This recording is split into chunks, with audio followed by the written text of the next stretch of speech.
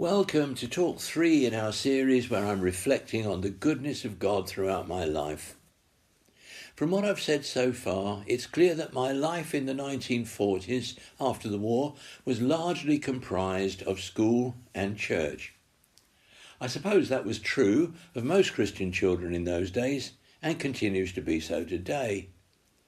And what was true of my years at primary school and Sunday school was also true of the years that followed.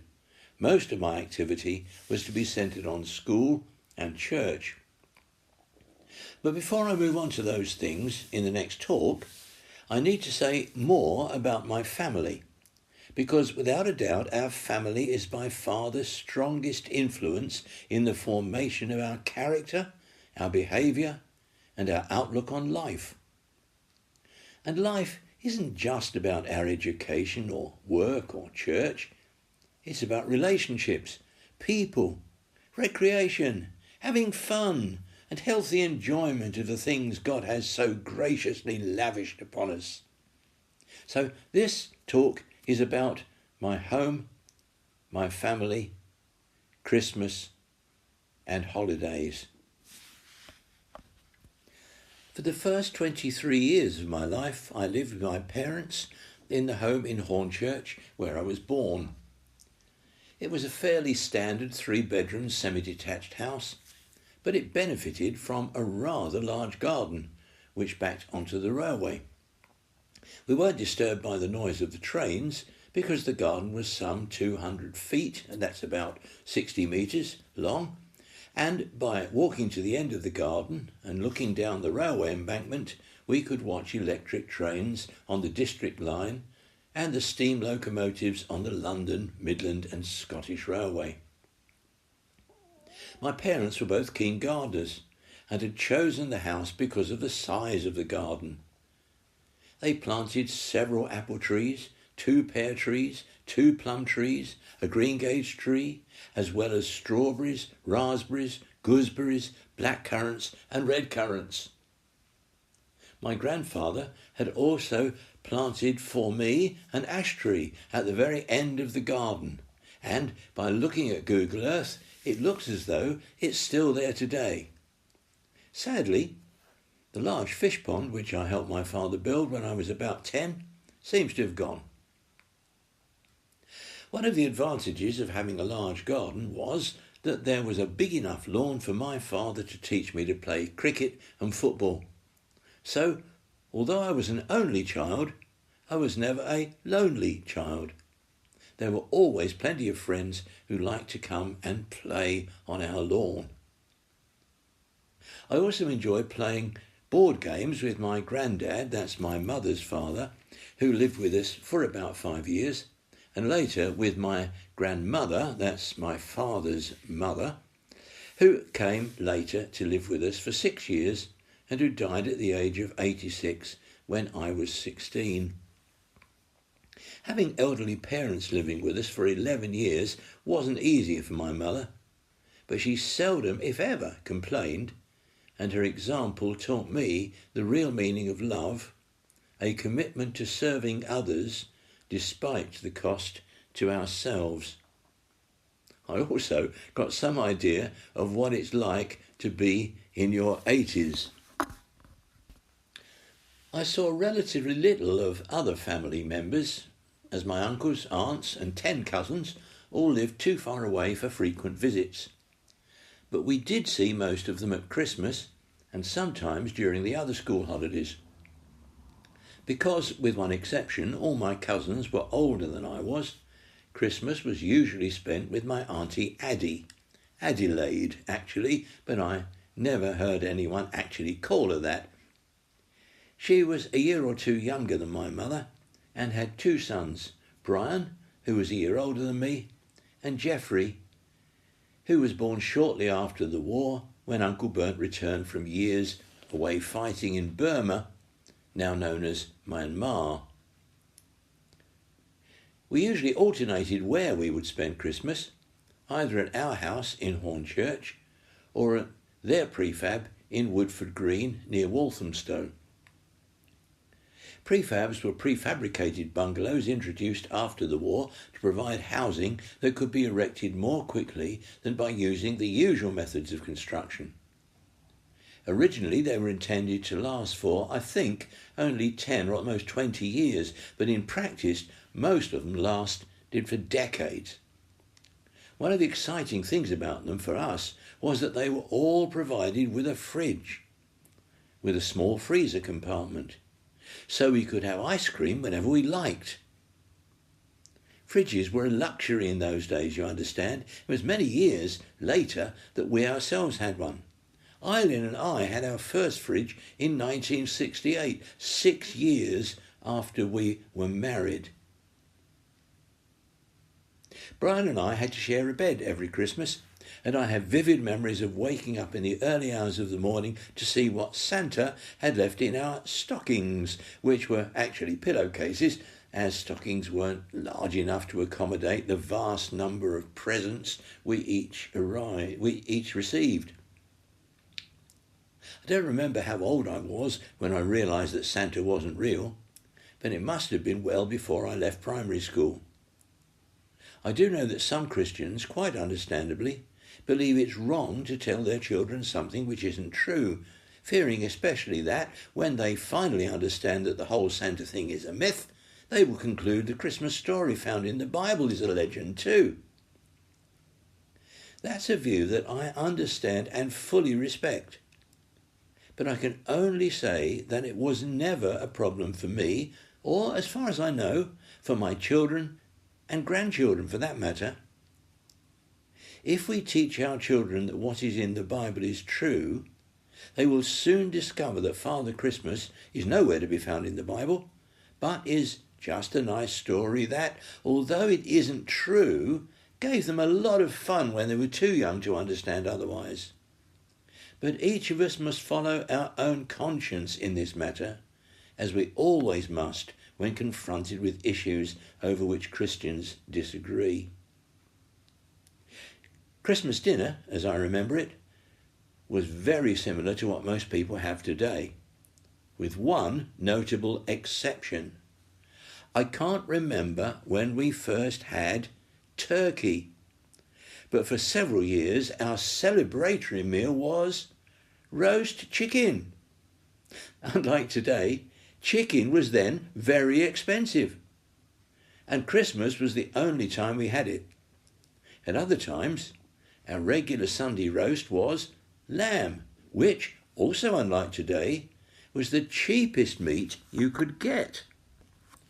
Our typical weekly menu was roast lamb on Sundays, cold lamb on Mondays, minced lamb in the form of shepherd's pie on Tuesdays, and lamb stew with dumplings on Wednesdays. So chicken at Christmas was a real treat. Apart from eating, we spent most of Christmas Day and Boxing Day playing with the games we had received as presents. These were always very competitive and included Sabutio football, a form of cricket you could also play on the table, table tennis, darts, and a bagatelle pinboard. We also enjoyed heading a balloon to one another and counting how many times we could keep it up. When we later tried it outside with the football, we found it was much harder. Another good thing about staying at Auntie Addie's house was that we were able to visit other family members, as 3 of my aunts lived quite near to her.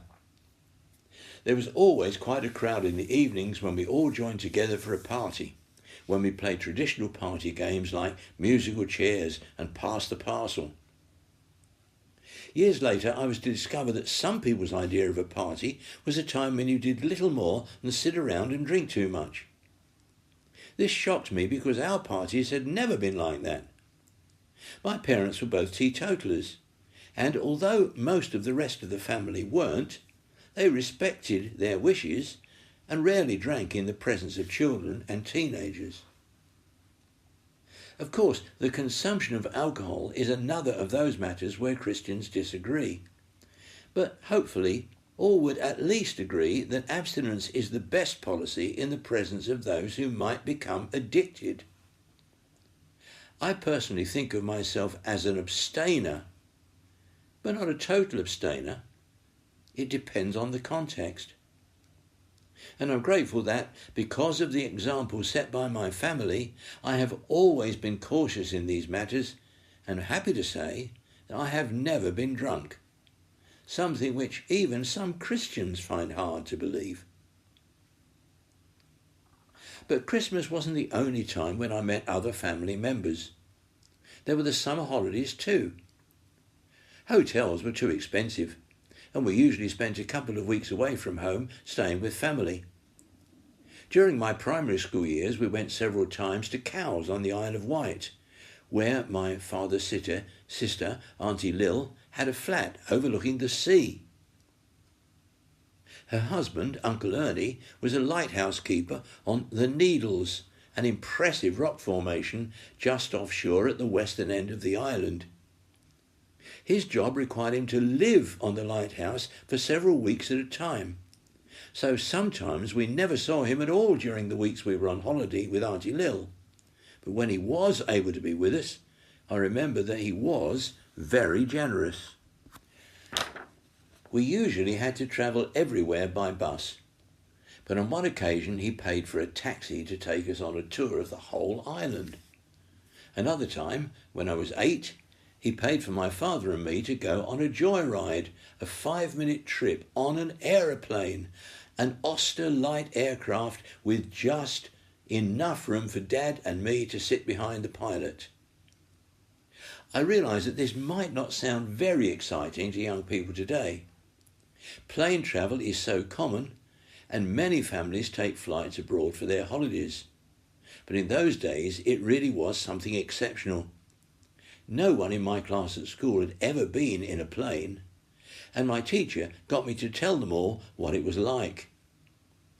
We'd only gone up to 1,000 feet, but the experience of flying was exhilarating as we looked down on houses that now looked no bigger than a matchbox and were able to see so far into the distance across to the southern coast of England and beyond. I'm so grateful to Uncle Ernie for making that experience possible for me. It cost him 7 shillings and 6pence, which was a lot of money in those days, but which in today's decimal currency equates to 37.5 pence. Due to his kindness and Auntie Lil's hospitality, we always enjoyed our holidays on the Isle of Wight. Another favourite holiday destination, particularly in my early teens, was Canterbury, where my mother's sister, another Auntie Lil, lived with her husband Will and her daughter Doreen, who was an English teacher in a grammar school. I remember listening to her discussions with my dad about the nature of language, something I was particularly interested in even in those days, because by then I was already studying French, Latin and Greek at school. But more of that in a later episode. While in Canterbury, we enjoyed visiting its wonderful cathedral and other places of historical interest, like the Westgate Tower and the ducking stool, where in less enlightened centuries, women who scolded their husbands were ducked in the water to teach them a lesson.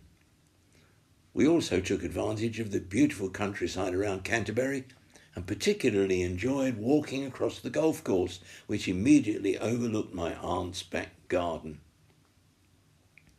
Other days were spent taking bus trips to the coastal resorts that lay within easy reach of Canterbury, places like Herne Bay, Margate and Ramsgate, all lovely places, but nothing, of course, to compare with the beauty of Devon, where I now live.